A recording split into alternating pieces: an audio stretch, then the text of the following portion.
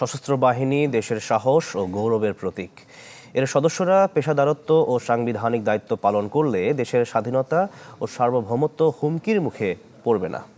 ঢাকা সেনানিবাসে president guard regiment PGR এর ৫১তম প্রতিষ্ঠা বার্ষিকীতে এই কথা বলেন প্রধানমন্ত্রী তারেক রহমান। তিনি বলেন, দেশপ্রেমে বলীয়ান হয়ে PGR এর সদস্যরা নিষ্ঠা, দক্ষতা ও আন্তরিকতার সঙ্গে দায়িত্ব পালন করছেন। বর্তমান বিশ্বে বহুমাত্রিক নিরাপত্তার চ্যালেঞ্জ মোকাবেলায় আধুনিক প্রযুক্তি, উন্নত প্রশিক্ষণ ও সময়োপযোগী নিরাপত্তা কৌশলের ওপর গুরুত্বারোপ করেন তিনি। একই সঙ্গে তিনি বলেন, নিরাপত্তা ব্যবস্থা এমন হতে হবে যাতে জনগণের সঙ্গে সরকার প্রধানের স্বাভাবিক যোগাযোগ ব্যাহত না হয়।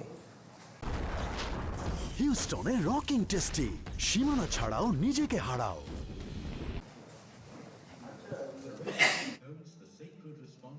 বহুমাত্রিক চ্যালেঞ্জ মোকাবেলায় শুধুমাত্র PGR-ই নয়, প্রতিটি বাহিনীকেই আধুনিক এবং সময়োপযোগী প্রশিক্ষণের মাধ্যমে নিজেদেরকে সার্বক্ষণিক প্রস্তুত রাখা অত্যন্ত জরুরি।